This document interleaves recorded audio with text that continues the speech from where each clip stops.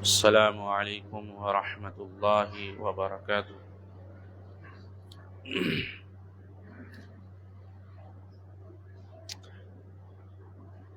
ان الحمد للہ نحمده ونستعینه ونستغفره ونعوذ باللہ من شرور انفسنا ومن سیئات اعمالنا، من يهده الله فلا مضل له ومن يضلله فلا هادي له، وأشهد أن لا إله إلا الله وحده لا شريك له، وأشهد أن محمدا عبده ورسوله. أما بعد، فإن خير الحديث كتاب الله، وخير الهدي هدي محمد صلى الله عليه وسلم، وشر الأمور محدثاتها، وكل محدثة بدعة، وكل بدعة ضلالة، وكل ضلالة في النار. فأعوذ بالله السميع العليم من الشيطان الرجيم. بسم الله الرحمن الرحيم. يا أيها الذين آمنوا اتقوا الله حق تقاته ولا تموتن إلا وأنتم مسلمون. يا أيها الناس اتقوا ربكم الذي خلقكم من نفس واحدة وخلق منها زوجها، وبث منهما رجالا كثيرا ونساء، واتقوا الله الذي تساءلون به والأرحام، إن الله كان عليكم رقيبا. يا أيها الذين آمنوا اتقوا الله وقولوا قولا سديدا يصلح لكم أعمالكم ويغفر لكم ذنوبكم، ومن يطع الله ورسوله فقد فاز فوزا عظيما. فأعوذ بالله السميع العليم من الشيطان الرجيم من حمزه ونفخه ونفثه. بسم الله الرحمن الرحيم.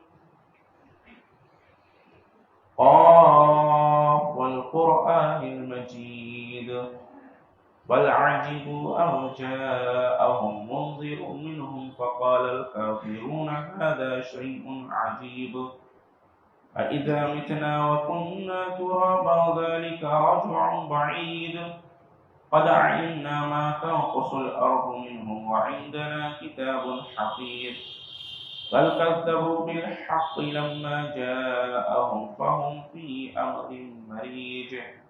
أفلم ينظروا إلى السماء فوقهم كيف بنيناها وزيناها وما لها من فروج، والأرض مددناها وألقينا فيها رواسي وأنبتنا فيها من كل زوج بهيج، تبصرة وذكرى لكل عبد منيب.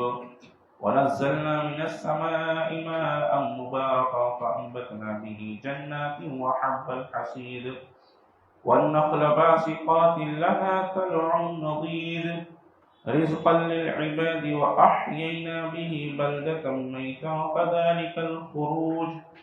كذبت قبلهم قوم نوح وأصحاب الرس وثمود وعاد وفرعون وإخوان لوط وأصحاب الأيكة وقوم تبع، كل كذب الرسل فحق وعيد. أفعينا بالخلق الأول، بل هم في لبس من خلق جديد. فأعوذ بالله السميع العليم من الشيطان الرجيم. وقال الله تبارك وتعالى في القرآن المجيد: كتاب أنزلناه مبارك ليدبروا آياته وليتذكر أولو الألباب.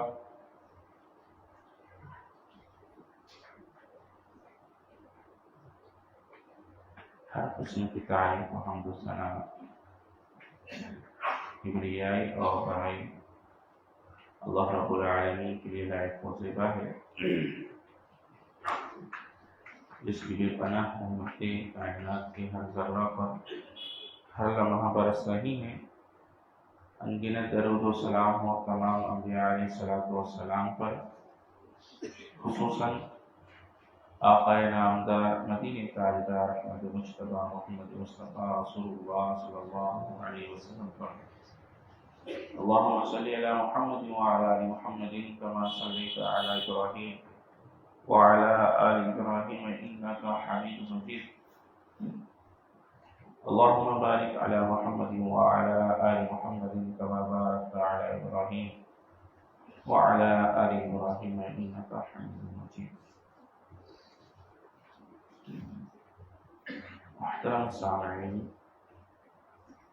حاضرین جمعہ، میرے نوجوان بھائیوں، پردہ نشین ماں بہنوں اور میرے معصوم اور چھوٹے بچوں، اللہ رب العالمین کا یہ احسان اور یہ کرم اتنا زیادہ ہوا کہ اللہ نے ہم سب کو اپنے سب سے بابرکت مہینہ رمضان المبارک ہم سب کو نصیب فرمایا، اور اس سے بھی بڑا احسان یہ ہوا جن لوگوں نے اس مہینے کو غنیمت جانتے ہوئے اس کے ہر لمحے سے فائدہ اٹھایا، ہر لمحہ اللہ رب العالمین کے ذکر میں، اس کی اطاعت میں انہوں نے گزاری۔ بڑے سعادت مند ہیں وہ لوگ جس نے اس مہینے کے لیے جد و جہد کی، اس مہینے کے ہر لمحے کو غنیمت جانا، اور اس مہینے کے ہر ایک گھڑی کو اللہ رب العالمین کی اطاعت و فرما برداری میں گزارنے کی کوشش کی۔ اور وہ لوگ جن لوگوں نے اس مہینے کو محض لغو و فضول میں ضائع کیا، اس آدمی سے محروم اور اس آدمی سے بدقسمت اور کوئی نہیں ہے۔ اللہ کے رسول صلی اللہ علیہ وسلم نے فرمایا کہ جو شخص یہ مہینہ پالے، اور اس مہینے میں خاص طور سے لیلۃ القدر، تو جو اس سے محروم رہا، حقیقت میں وہی محروم رہا۔ تو اللہ کے احسان سے ہم نے 3 لیلۃ القدر پالی ہیں، 2 آگے اور بھی انشاءاللہ اللہ نے ہماری آپ کی زندگی برقرار رکھی، توفیق عطا فرمائی تو ہم انشاءاللہ پائیں گے۔ اب بہت کم وقت رہ گیا ہے، رمضان المبارک کا یہ آخری جمعہ ہم اللہ کی توفیق سے ادا کر رہے ہیں۔ میں چاہتا ہوں کہ اس آخری جمعے میں اس مہینے کی جس بنیاد پر برکت ہوئی ہے، اس بنیاد کو واضح کر دیا جائے۔ اللہ رب العالمین فرماتا ہے شہر رمضان الذی انزل فیہ القرآن، رمضان وہ مہینہ ہے جس میں قرآن کو نازل کیا گیا، ہدی للناس، یہ تمام لوگوں کے لیے ہدایت ہے، وبینات من الہدی والفرقان، اس میں ہدایت واضح طور پر، ہدایت کی باتیں کو واضح طور پر بیان کیا گیا ہے۔ وبینات من الہدی، اس میں وضاحت ہے، بینات ہے ہدایت کی، اور یہ جو لفظ آتا ہے بینات یا بین، اس کے معنی کیا ہوتے ہیں؟ جیسے آپ دھوپ کی شعاؤں میں، دھوپ کی روشنی میں کوئی چیز ایسے لے جائیں تو وہ بالکل واضح ہو جاتی ہے، شاف و شفاف اور واضح ہو کر نظر آ جاتا ہے۔ تو اللہ رب العالمین نے اس کتاب میں ہدایت کی باتوں کو ایسے ہی واضح کر کے دکھایا کہ ہر عقل مند آدمی، ہر وہ آدمی جو اس کو ہدایت کے لیے پڑھتا ہے، تقوی کے لیے پڑھتا ہے، اللہ اس کے لیے ہدایت کی باتوں کو اس پر واضح کر دیتا ہے۔ تو بڑی واضح کتاب ہے، اور اس کی ایک صفت بتائی گئی کہ فرقان ہے۔ یہ فرقان کا مطلب کیا ہے؟ کہ حق اور باطل میں فرق کر دینے والا ہے، حق اور باطل میں یہ کتاب فرق کر دینے والی ہے۔ تو اللہ رب العالمین نے یہ جو صفات بتائی ہیں، اس صفات کو کون سمجھ سکتا ہے؟ سوال یہ ہے، کون اس سے فائدہ حاصل کر سکتا ہے؟ تو اس سلسلے میں اللہ رب العالمین فرماتا ہے کتاب انزلناہ الیک مبارک لیدبروا آیاتہ ولیتذکر اولو الالباب، یہ کتاب جو ہم نے نازل کیا ہے، کتاب انزلناہ الیک آپ کی طرف، مبارک بڑا ہی بابرکت کتاب ہے یہ، تو جو اس برکت والی کتاب سے جڑ جائے، تو جو چیز بذات خود ہی بابرکت ہو، تو اس کتاب سے جو بھی جڑتے ہیں وہ سب بابرکت ہو جاتے ہیں۔ اس کتاب سے یہ مہینہ جڑ گیا، یہ مہینہ بابرکت ہو گیا۔ اس کتاب سے لیلۃ القدر کی رات جڑ گئی، تو لیلۃ القدر تمام راتوں میں سب سے افضل ہو گئی۔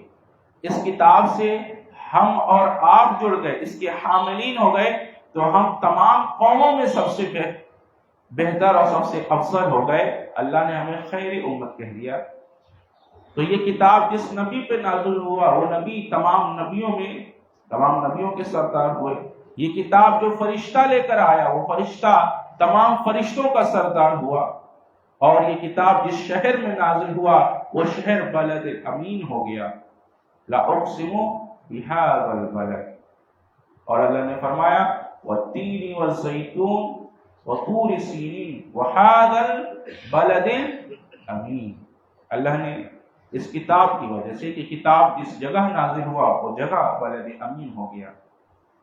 اور اتنا ہی نہیں، اگر آپ کہیں تو یہ بیجا نہ ہوگا کہ اس کتاب کی وجہ سے اللہ رب العالمین نے صحابہ کرام کو وہ عروج دیا کہ جن کو کوئی نہیں جانتا تھا، کوئی پہچانتا نہیں تھا، جن کے پاس کھانے پینے چلنے پھرنے زندگی جینے کا طریقہ جن کو معلوم نہیں تھا، انہوں نے دنیا والوں کو ہر چیز کا طریقہ سکھایا ہے، تمدن سکھایا ہے، تہذیب سکھائی۔ اس کتاب کے آنے کے بعد، اس کتاب کے آنے کے بعد لوگوں کو اللہ رب العالمین نے غلبہ عطا فرمایا، لوگوں کو اللہ رب العالمین نے ظلمت کے اندھیرے سے نکال کر اللہ نے روشنی میں اللہ لے آیا۔ تو یہ سب اس کتاب کی وجہ سے ہوا ہے۔ کتاب انزلناہ الیک مبارک، بڑی بابرکت کتاب ہے۔ تو یہ بابرکت کتاب کی برکت ہمیں کیسے حاصل ہو؟ ہم کیوں ذلیل و خوار ہو رہے ہیں؟ ہم کیوں آج ستائے جا رہے ہیں؟ ہمارے ساتھ ہم اس کتاب سے برکت کیوں نہیں حاصل کر پا رہے؟ اس کی وجہ ہے کیوں؟ اسی آیت میں اللہ فرماتا ہے مبارک لیدبروا، تو تمہیں چاہیے کہ اس پر تدبر کرو، اس پر غور کرو۔ کتنے لوگ ہیں ہم میں سے جو قرآن پہ غور کر رہے ہیں، قرآن کو غور کے ساتھ پڑھ رہے ہیں؟ ایک تو ہے الحمدللہ رب العالمین پڑھنا، آپ نے پڑھ لیا، لیکن غور آپ نے کیا کیا؟ آپ پڑھیں گے ترجمہ کے ہر قسم کی تعریف و شکر اللہ ہی کے لیے۔ سوال یہ کہ اللہ ہی کے لیے تعریفیں کیوں ہیں؟ اگر کوئی آپ سے سوال کرے کہ اللہ ہی کے لیے تعریف کیوں ہے، کوئی ملحد، کوئی کافر، کوئی مشرک، کوئی اور اگر کہے کہ ہمارے معبودوں کی تعریف کیوں نہیں ہے، اب کیا جواب دیں گے؟ آپ کے پاس جواب نہیں ہوگا، کیونکہ آپ نے غور ہی نہیں کیا۔ تو یہاں ہے لیدبروا، تمہیں چاہیے کہ اس پر تدبر کرو، اس میں غور کرو۔ اچھا، اس پہ کس چیز پر غور کرنا ہے؟ لیدبروا آیاتہ، اس کی آیت پر غور کرو۔ ولیتذکر، اور یہ نصیحت ہے کن کے لیے؟ ان لوگوں کے لیے جو عقل رکھتے ہیں۔ اللہ نے بار بار اولو الالباب کا ذکر کیا ہے قرآن میں، جانتے ہیں کیوں؟ آپ پڑھتے رہتے ہیں۔ اللہ نے اولو الالباب کی تعریف کی ہے، کیوں؟ اس لیے کہ یہ قرآن پر اپنے عقل سے غور کرتے ہیں کہ اللہ نے یہ کیا ہے، یہ کہا ہے، کیوں کیا ہے۔ وہ تدبر اور تفکر کرتے ہیں، وہ غور و فکر کرتے ہیں اللہ کی نشانیوں پر، اللہ کے بیان پر، اللہ کی خبروں پر، اللہ کے احکامات پر، اللہ کے اوامر پر، اللہ کے نواہی پر وہ غور و فکر کرتے ہیں۔ آج ہم یہی نہیں کر رہے۔ ہم قرآن کو ایک سادے انداز سے پڑھتے جا رہے ہیں، ہم سمجھ ہی نہیں پا رہے کہ اللہ نے کیا کہا ہے، اللہ ہم سے کیا چاہتا ہے۔ یہ کتاب کوئی عام کتاب نہیں ہے جس کو جو ہے صرف اور صرف جنتر منتر کی کتاب سمجھ کر رٹے مار کر پڑھ لیا جائے، یہ ایسا نہیں ہے۔ اس کتاب کے کچھ حقوق ہیں ہم پر جو ہمیں ادا کرنے ہیں۔ ہم صرف ایمان لائے، زبان سے اس کی تصدیق کر دی ہے، کیا ہم نے اللہ کے ان احکامات کو جانا ہے جن چیزوں کو اللہ نے حرام کیا ہے؟ کیا ہم نے اللہ کے ان احکامات کو جانا ہے جن چیزوں کو اللہ نے حلال کیا ہے؟ کیا ہم ان احکامات کو جان کر ہم ان تمام احکامات سے جن سے اللہ نے منع کیا ہے اپنے آپ کو بچا رہے ہیں، اپنے اہل و عیال کو بچا رہے ہیں، یا اپنے محلے والے اور گھر والوں کو بچا رہے ہیں؟ ایسا ہم نہیں کر رہے ہیں۔ تو یہ کتاب وہ ہے کہ یہ بابرکت ہے، لیکن اس کی برکت ان لوگوں کے لیے ہے لیدبروا آیاتہ ولیتذکر، جو اس کی آیتوں پر تدبر کرتے ہیں اور اس کی نصیحت سے نصیحت حاصل کرتے ہیں۔ ہمیں اس سے نصیحت کی جاتی ہے لیکن ہم اس سے نصیحت حاصل نہیں کر رہے ہیں۔ قرآن اترتا تھا اور قرآن اترتا تھا تو اس کے کچھ لوگ وہ تھے جو قرآن اترتے ہی اس سے نصیحت حاصل کرتے تھے اور فوراً اس پر عامل ہوا کرتے تھے، عمل کرتے تھے۔ یہ کون لوگ تھے؟ یہ مومنین تھے۔ قرآن اترتا تھا فوراً اس کو اپنی زندگی میں اپلائی کرتے تھے اور عمل کرتے تھے، اور کچھ لوگ وہ تھے جو قرآن اترتا تھا اور وہ سن کر مذاق اڑاتے تھے، وہ کہتے تھے کہ تو جادو ہے، اور کچھ لوگ وہ تھے جو قرآن سن کر منہ موڑ لیتے تھے، اعراض کرتے تھے، منافق تھے، اور کچھ لوگ وہ تھے جو قرآن سن کر اس کی تکذیب کرتے تھے، یہ یہودی تھے، اور کچھ لوگ وہ تھے جو قرآن سن کر اور قرآن کے ساتھ کھلواڑ کرتے تھے اور کہتے تھے کہ اس کو نہ سنو، یہ کافر تھے۔ اللہ اکبر۔ تو یہ کچھ کیٹیگریاں ہیں لوگوں کی جو قرآن کے ساتھ الگ الگ رویہ اختیار کیا ہوا ہے۔ تو ہمیں یہ دیکھنا ہے کہ ہم کن لوگوں میں ہیں، ہم کن لوگوں میں سے ہیں، تو یہ ضروری ہے۔ آئیے ہم چند آیت و احادیث کی روشنی میں اس کی فضیلت اور اہمیت کو واضح کرتے ہیں۔ اللہ رب العالمین نے فرمایا لا يأتيه الباطل من بين يديه ولا من خلفه تنزيل من حکیم حمید۔ یہ کتاب وہ ہے کہ اس کے آگے سے نہ باطل حملہ آور ہو سکتا ہے نہ پیچھے سے۔ کیوں؟ اس لیے کہ یہ نازل کیا گیا ہے اللہ رب العالمین کی طرف سے۔ یہ کون ہے؟ حکیم حمید، جو تعریف والا ہے اور حکمت والا ہے۔ اللہ اکبر۔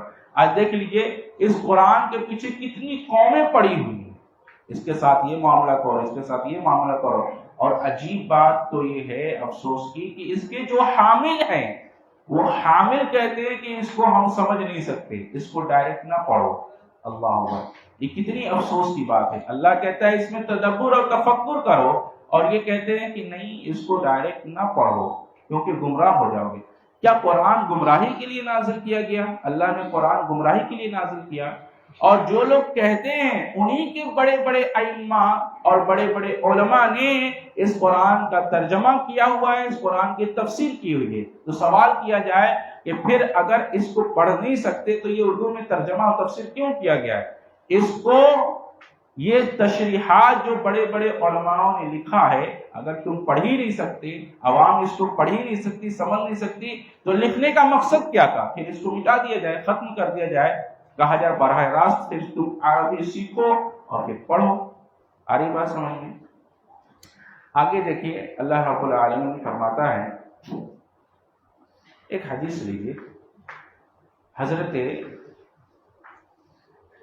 نافع یہ تابعی ہیں، ان کو حضرت عمر رضی اللہ تعالیٰ عنہ مکہ کا گورنر بنایا ہوا تھا۔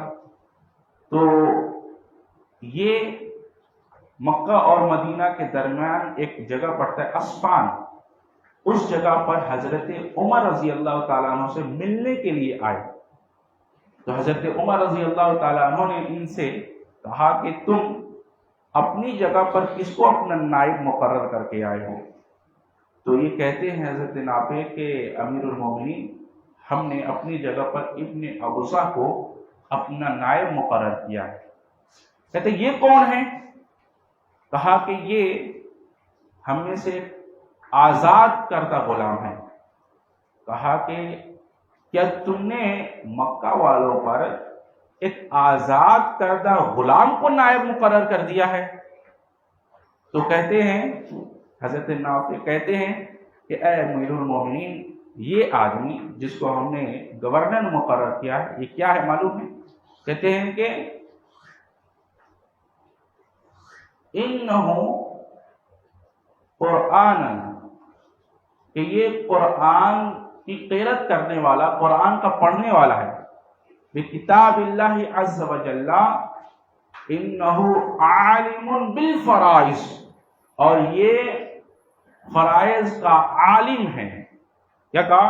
یہ قرآن کا پڑھنے والا یعنی قرآن کا قاری ہے، اور انہو عالم بالفرائض، اور فرائض کا عالم ہے۔ اچھا، پھر حضرت عمر کیا فرما رہے ہیں؟ کہہ رہے ہیں قال عمر اما ان نبیکم قد قال، اما ان نبیکم صلی اللہ علیہ وسلم قد قال، یقیناً تم نے سچ فرمایا کہ تمہارے نبی صلی اللہ علیہ وسلم یہ فرما گئے۔ کیا کہا؟ ان اللہ یرفع بہذا الکتاب اقواما ویضع بہ آخرین، کہا کہ تمہارے نبی صلی اللہ علیہ وسلم یہ فرما گئے کہ اللہ اس کتاب کے ذریعے لوگوں کو بلند کرتا ہے۔ ان اللہ بہذا الکتاب اقواما، قوموں کو اللہ بلند کرتا ہے، اور اسی کتاب کے ذریعے قوموں کو اللہ ذلیل کرتا ہے۔ اللہ اکبر۔ تو ایک غلام تھے وہ، لیکن وہ قرآن کے قاری اور قرآن کے عالم تھے، لہذا اس کی وجہ سے ان کو گورنر مقرر کر دیا گیا۔ اور آپ کو بتائیں حضرت عمر رضی اللہ تعالیٰ عنہ کا یہ اصول ہی تھا کہ آپ عہدہ دینے سے پہلے دیکھتے تھے کہ وہ قرآن کا جاننے والا ہے یا نہیں ہے۔ اگر وہ قرآن کا جاننے والا ہوتا تو اسے کسی عہدے پر فائز کرتے، ورنہ اس کو کسی عہدے پر فائز نہیں کیا جاتا تھا۔ تو قرآن کا عالم ہونا ان کے یہاں معیار تھا، قرآن کا قاری ہونا ان کے یہاں معیار تھا عہدے کے لیے۔ آگے دیکھیے، اللہ کے رسول صلی اللہ علیہ وسلم فرماتے ہیں عن جابر رضی اللہ تعالی عنہ قال قال رسول اللہ صلی اللہ علیہ وسلم ابشروا فإن هذا القرآن ترفوه بيد الله وترفوه بأيديكم فتمسكوا به فإنكم لن تهلكوا ولن تضلوا بعده أبدا، رواه الطبراني۔ حضرت جابر رضی اللہ تعالیٰ عنہ کہتے ہیں کہ اللہ کے رسول صلی اللہ علیہ وسلم فرمایا ابشروا فإن هذا القرآن ترفوه بيد الله، کہ قرآن کیسا ہے؟ اس کو ایک رسی کے مانند سمجھیے، جس کا ایک سرا تمہارے ہاتھ میں ہے اور ایک اللہ رب العالمین کے۔ تو تمہیں کیا چاہیے؟ فتمسکوا، تم اس کو مضبوطی سے تھام لو، فتمسکوا، اس کو مضبوطی سے تھام لو۔ کیا ملے گا؟ فإنکم لن تہلکوا، تو تم ہرگز لن تہلکوا، ہرگز تم ہلاک نہیں ہو سکتے۔ یہ کس کا تعلق ہے؟ ہلاک ہونا، دنیا سے۔ ہرگز تم ہلاک نہیں سے، انکم لن تہلکوا ولن تضلوا، اور تم گمراہ نہیں ہو سکتے۔ اللہ اکبر۔ نہ تم ہرگز ہلاک ہو سکتے ہو اور نہ ہی تم ہرگز گمراہ ہو سکتے، تو ہرگز تم گمراہ نہیں ہو سکتے، ہرگز تم ہلاک نہیں ہو سکتے۔ لن تہلکوا ولن تضلوا بعدہ ابدا، تو اس کو چاہیے کہ تم اس کو مضبوطی سے تھام لو۔ اس کو اس طرح سمجھے جیسے ایک ننگی تار ہو، اگر اس میں کرنٹ نہیں ہے تو ایک بچہ بھی اس کو لے کر کھیل سکتا ہے، اور اگر اس میں کرنٹ آ جائے تو ایک ہاتھی بھی اس کو ٹچ کرے گا تو وہ اس کو چھو نہیں سکتا، پکڑ نہیں سکتا۔ تو یہ قرآن ایسے ہی ہے کہ اگر اس سے ہم جڑ جائیں تو یہ ایسا ہمارے اندر ایمان کا کرنٹ پیدا کرے گا کہ ہم کو کوئی ٹچ نہیں کر سکتا، جو ٹچ کرے گا ہلاک ہو جائے گا۔ اور اگر ہم اس سے ٹوٹ جائیں تو پھر ایک بچہ بھی ہمارے ساتھ کھیل سکتا ہے۔ تو یہ ننگی تار جس طرح ہوتا ہے کہ کرنٹ نہیں ہے تو کوئی بھی اس اس سے کھیل سکتا ہے، لیکن کرنٹ آ جائے، اس کا تعلق اگر اللہ کی کتاب سے مسلمانوں کا تعلق جڑ جائے تو پھر اس کو کوئی ٹچ نہیں کر سکتا۔ تو اس میں یہ کہا گیا ابشروا فإن هذا الكتاب اقواما، اللہ نے فرمایا هذا القرآن طرحوا بيد الله وطرحوا بأيديكم فتمسكوا بكم فإنكم لن تحلفوا ولن تضلوا بعده أبدا۔ یہ تو یہ معاملہ ہو گیا۔ اچھا، ہم کتنے مراحل میں گزرتے ہیں؟ ایک مرحلہ ہے اس دنیا کا، اور ایک مرحلہ ہے برزخ یعنی قبر کا، اور ایک مرحلہ ہے آخرت کا۔ یہ 3 مراحل ہوتے ہیں۔ تینوں مرحلے میں ایک مسلمان چاہتا ہے کہ ہم کامیاب ہو جائیں۔ کیا کرنا چاہیے تینوں مراحل میں؟ آئیے وہ دیکھتے ہیں، مختصراً بیان کر دیتے ہیں، لیکن یہ موضوع بڑا طویل ہے اور بہت ہی اہم موضوع ہے، لیکن وقت نہیں ہے کہ اس کو کما حقہ بیان کیا جا سکے۔ ایک حدیث یاد آتی ہے، سنیے۔ حضرت موسیٰ اشعری رضی اللہ تعالیٰ، جانتے کون ہے؟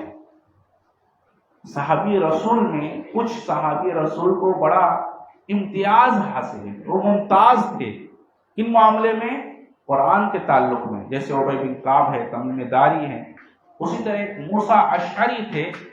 اللہ نے ان کو بڑی ہی بہترین قسم کا قیرت دیا تھا، آواز دی تھی، اور جب یہ پڑھتے تھے تو ایسا لگتا تھا کہ بالکل انسان ان کی قیرت سے چپک جاتا تھا۔ یہ رات کے اندھیرے میں اپنے گھر میں بیٹھ کر قرآن کی تلاوت کر رہے ہیں، اور ادھر سے رسول اللہ صلی اللہ علیہ وسلم رات کے اندھیرے میں اس گلی سے گزر رہے تھے، تو گھر سے آواز آئی تو آپ وہیں کھڑے ہو کر سننے لگے، یہاں تک کہ رات اندھیرا ہے اور گلی میں ٹیک لگا کر دیوار سے، اور وہ قرآن کی قرأت جو موسیٰ اشعری رضی اللہ تعالیٰ عنہ کر رہے ہیں وہ سن رہے ہیں۔ یہ کون؟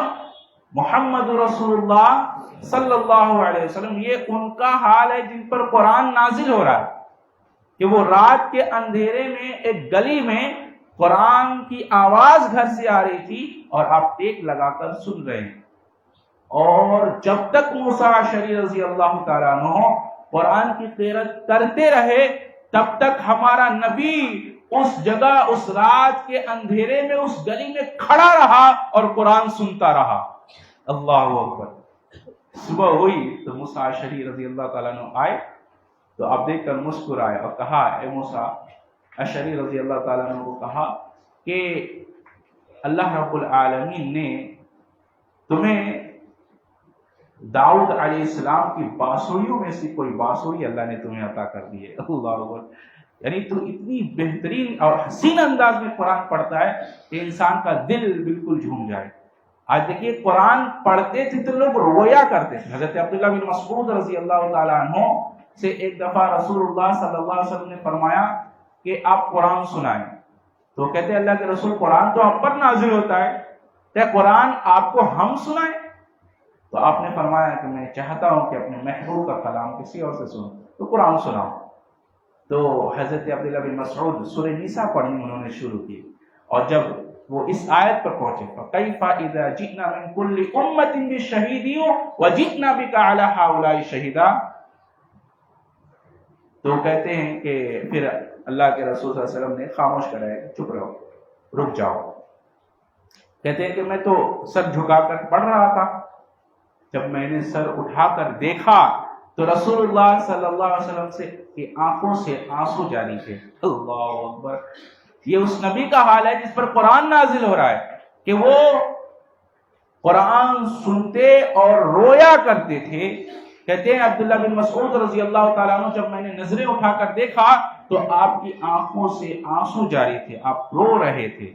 فَكَيْفَ إِذَا جِئْنَا مِن كُلِّ أُمَّةٍ بِشَهِيدٍ وَجِئْنَا بِكَ عَلَى هَؤُلَاءِ شَهِيدًا، ہر امت سے ہم گواہ لائیں گے اور تمام گواہوں پر نبی آپ کو گواہ بنائیں گے۔ اللہ اکبر۔ جیسے یہ آیت آئی آپ نے خاموش کرایا اور آپ رو رہے تھے۔ ہم میں سے کتنے لوگ ہیں جو قرآن پڑھتے ہیں تو روتے ہیں، قرآن سنتے ہیں تو روتے ہیں؟ یہ اس نبی کا حال ہے جس پر قرآن نازل ہو رہا ہے۔ اب آگے آئیے۔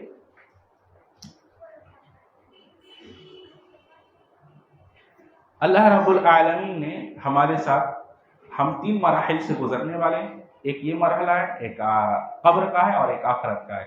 اس مرحلے میں ہمیں کامیابی چاہیے تو کیا کرنا چاہیے، اس سلسلے میں روایت دیکھیے۔ عن ابی ہریرہ رضی اللہ تعالی عنہ قال قال رسول اللہ صلی اللہ علیہ وسلم یقول ترکت فیکم شیئین لن تضلوا بعدہما کتاب اللہ وسنتی، رواه الحاکم فی کتاب العلم۔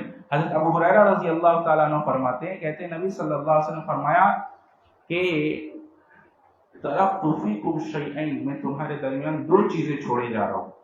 لن تضلوا، اگر تم اس کو پکڑ لو تو گمراہ نہیں ہوگی۔ تو ترکت فیکم شیئین، میں تمہارے درمیان 2 چیزیں چھوڑے جا رہا ہوں، تو تمہیں کیا چاہیے، اس کو مضبوطی سے تھام لو، مضبوطی سے پکڑ لو، تو ہرگز تم گمراہ نہیں ہو سکتے۔ اور وہ 2 چیزیں کیا ہے، کتاب اللہ و سنتی، اللہ کی کتاب اور نبی کی سنت ہے۔ تو دنیا کی کامیابی کے لیے ہمیں یہی چاہیے۔ ایک اور آیت دیکھ لیجئے، وَهَذَا كِتَابٌ أَنزَلْنَاهُ مُبَارَكٌ، اور یہ کتاب جو ہم نازل کر رہے ہیں بڑی بابرکت ہے، تو کیا کرنا ہو، وَهَذَا كِتَابٌ أَنزَلْنَاهُ مُبَارَكٌ فَاتَّبِعُوهُ وَاتَّقُوا، تو تمہیں چاہیے کہ تم اس کی اتباع کرو اور اللہ کا تقوی اختیار کرو، لَعَلَّكُمْ تُرْحَمُونَ، تاکہ تم پر رحم کیا جائے۔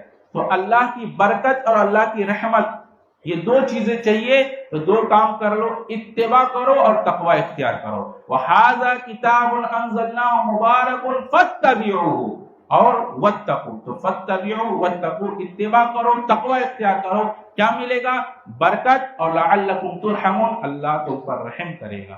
یہ 2 چیزیں مل جائے گی۔ اچھا، تو دنیا کی کامیابی کے لیے ہمیں اس کتاب کو پڑھنا ہوگا، ہم گمراہ نہیں ہو سکتے، ہلاک نہیں ہو سکتے، ہمیں برکت مل جائے گا، ہمیں رحمت مل جائے گا۔ اچھا، قبر میں گئے، وہاں کے لیے کیا کرنا ہوگا، حضرت ابی بن کعب رضی اللہ تعالیٰ عنہ راوی، بڑی مشہور روایت ہے، کہتے ہیں نبی صلی اللہ علیہ وسلم نے فرمایا جب میت کو لٹا دیا جاتا ہے قبر میں تو اس کے پاس 2 فرشتے آتے ہیں اور کیا کہتے ہیں، من ربک، تمہارا رب کون ہے،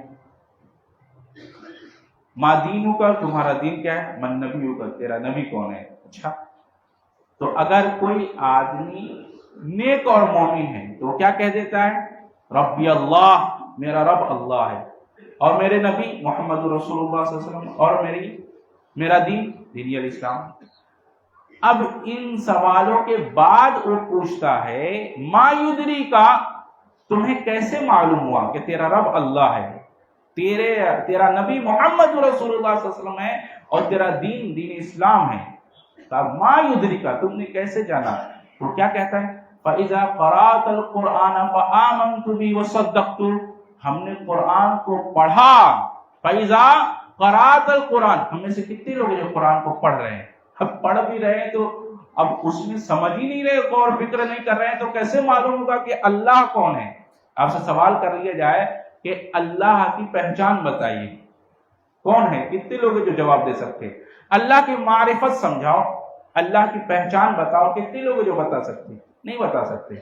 تو کہا گیا کہ تم نے کیسے جانا، تو فَإِذَا قَرَأْتَ الْقُرْآنَ، ہم نے قرآن کو پڑھا، لہذا معلوم ہوا کہ اللہ کی پہچان قرآن سے ہوگی، رسول اللہ صلی اللہ علیہ وسلم کی پہچان قرآن سے ہوگی، اور دین اسلام کی پہچان قرآن سے ہوگی۔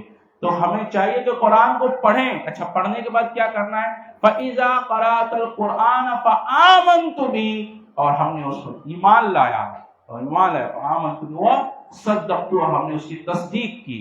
لہذا پڑھنا ہے، ایمان لانا ہے، اور پھر اس کی تصدیق کرنا ہے، تو کیا ملے گا، پھر یہاں قبر کا جو مرحلہ ہے یہ آسانی سے ہم گزر جائیں گے۔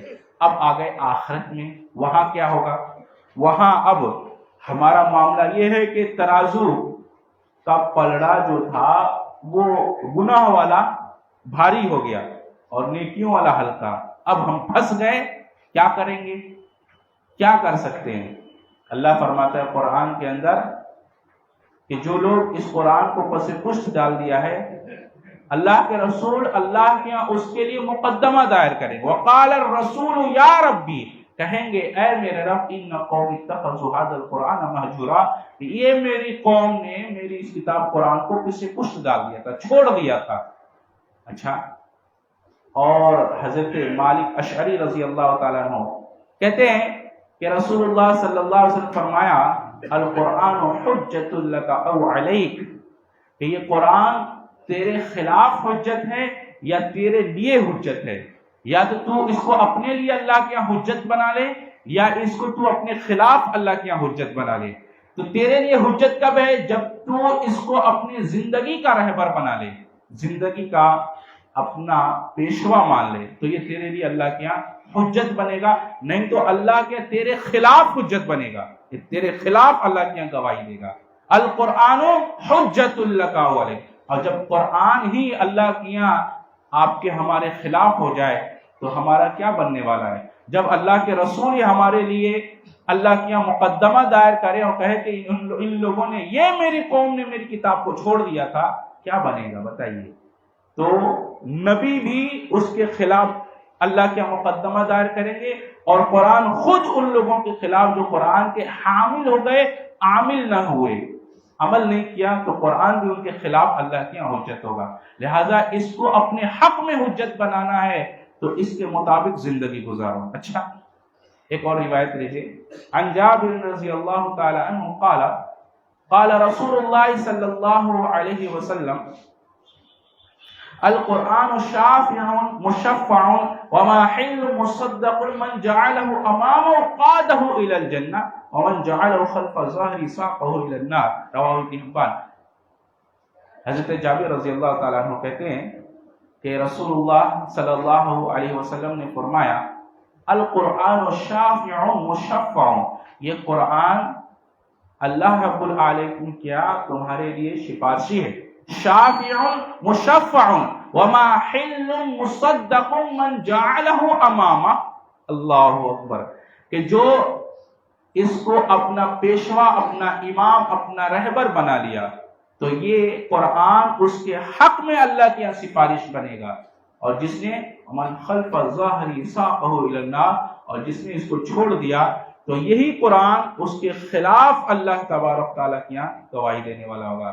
ومن خلف ظاہری ساقہ الی النار، اور اس کو نار میں لے جائے گا، جہنم میں لے جائے گا۔ لہٰذا ہمیں چاہیے کہ اس قرآن کو اپنا سفارشی اللہ کے یہاں بنائے۔ اور میں بتاؤں ایک مخصوص اور خاص بات، اللہ کے یہاں جتنے سفارشی ہیں تمام سفارشی اللہ کے اذن کے پابند ہوں گے، اللہ کے اذن کے بغیر کوئی بھی اللہ کے منہ نہیں کھول سکے گا، واحد قرآن کریم کے۔ اللہ اکبر، یہ قرآن اللہ رب العالمین کے یہاں آ کر اپنے پڑھنے والے، اپنے اوپر عمل کرنے والوں کے حق میں اللہ سے جھگڑے گا، حجت قائم کرے گا، یہاں تک کہ اس کو جنت میں لے جائے گا، یا یہی قرآن اس کے خلاف اللہ کے یہاں جھگڑے گا، اس کو جہنم میں لے جائے گا۔ لہٰذا ہمیں چاہیے کہ اس کتاب کو اپنے حق میں اللہ کی حجت بنائیں کہ یہ ہمیں جنت میں لے جانے والا بنے۔ کب ہوگا؟ جب اس کتاب پر تدبر کریں گے، تفکر کریں گے، اس پر عمل کریں گے، اس کی دعوت کو عام کریں گے، اس کے لیے ہم اپنی جد و جہد کریں گے، اپنا وقت، اپنا مال خرچ کریں گے۔ تو آج اس کی نالج کے لیے، اس کی تعلیم کے لیے ہم جد و جہد نہیں کر رہے ہیں، لیکن عصری تعلیم کے لیے دیکھ لیجیے 3 سال سے لے کے 30 سال تک بچے کے پیچھے لگے رہتے ہیں کہ بیٹا تو اپنی زندگی سکسس کر لے، لیکن اس کو یہ نہیں کہتے کہ بیٹا قرآن بھی سمجھ لے کہ تیری آخرت اور دنیا دونوں بن جائے۔ اللہ اکبر، اللہ سے دعا ہے اللہ ہمیں اچھی سمجھ، اچھے عمل کی توفیق عطا کرے۔